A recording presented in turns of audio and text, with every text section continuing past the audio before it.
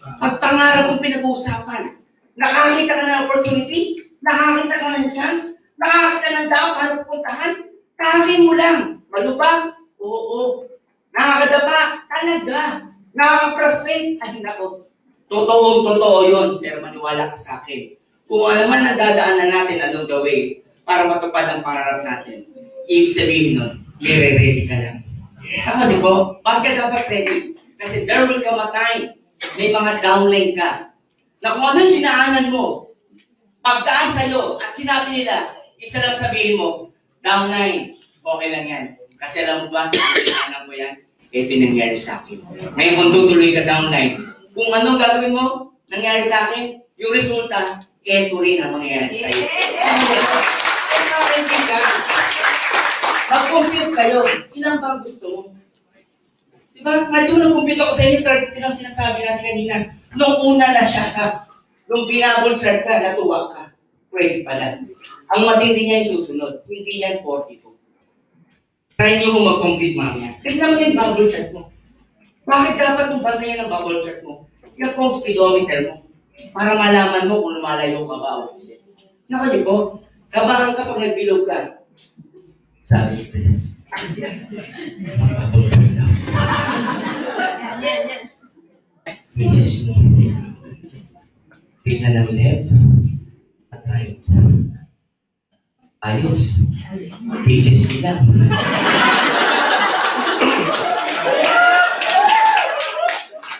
Pero maniwala ka sa akin, kung ano man ang sitwasyon mo ngayon, lahat dumaan sa ganyan. Yes! Naku niyo po, yung wala kang malikot, yung lahat ng nilitaan mo na. Lahat ng formal mo gano'n. Wala sumama. Di ba? Okay lang yan. Kasi process siya. Tandaan mo pag natuto ka naman. Katulad ko. Dahil na rin ako mag-network. Alam mo ba, pag tininihin yung Facebook ko, ang dami gusto mag-join sa akin, pero hindi ko nire-record. Totoo yun, pero hero. Ang dami. Lahat na nakakausap ko, pati mga dentist ko, gusto nila pumunta pati family. Sa sobrang daldala na pag nagpapadentist ako. Sabi ko, isip mo muna.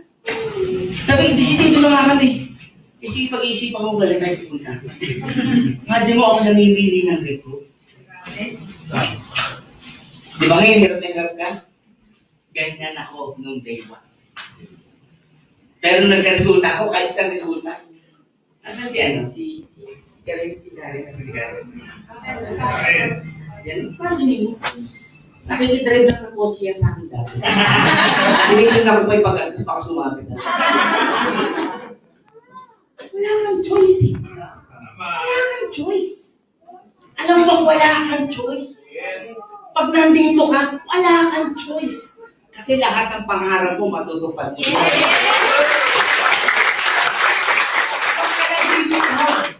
Marami kasi mapitik lang ng konti, tawanan lang ng konti, i-reject lang ng konti.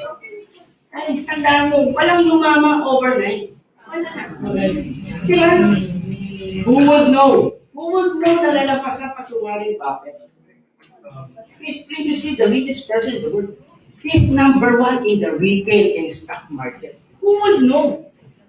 Na may yayaman pa sa kanya. And suddenly, lumabas, diba, si Bill Gates. Diba? Who would know? Na meron pang lalampas kay Bill Gates. Monopoly niya ang internet base sa buong mundo. Monopoly niya ang Microsoft system sa buong computer natin. Who would know? Na nilalampas pa kay Bill Gates, lumabas si Amazon. Who would know? Diba? Why will you guess na hindi ka yayaman? Eh, pwede mo palang i-guess na yayaman ka pala. The person who would think kung saan ka makakarating, walang iba, kundi ikaw. At ang mag-decide kung makakarating ka o hindi, walang iba, kundi ikaw. You just need to believe and convince yourself through your mindset na yung pangarap mo, chicken lang yan, sigurado matutupad mo. Alagay nyo ba, may lalabas pa kay Warren Buffett? Kay Amazon? Alagay niya, meron pa? Wala pa, meron pa yan. Hindi pa ako, pero to tell you honestly, kanina habang binubuklat yung sa alam mo ba, sabihin mo na mayabang ako. Oo, sige, mayabang na ako. Pakinggan mo. Tama eh. Kasi hindi masamang mangarap. Hindi masama na pangarapin mo kung anong meron sila. Oo, sasabihin nila, ilusyon ka masyado, wala kang pake. Hindi mo to pangarap. Pangarap ko, ang magpapagod dito, ang magpupuyat dito, hindi ikaw, ako. Kaya hindi ko naman natapad ko. Okay lang, makakakaw ako. Paano ko natapad ko? Paano ko nangyari sa akin?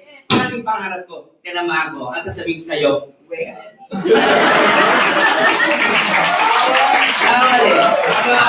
Kaya hindi!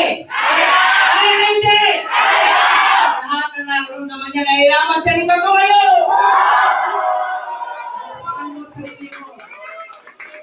Nag-decide niyang tumayo. Yung 50% chance na yung pangarap ko. Pero huwag ka lang bibitaw.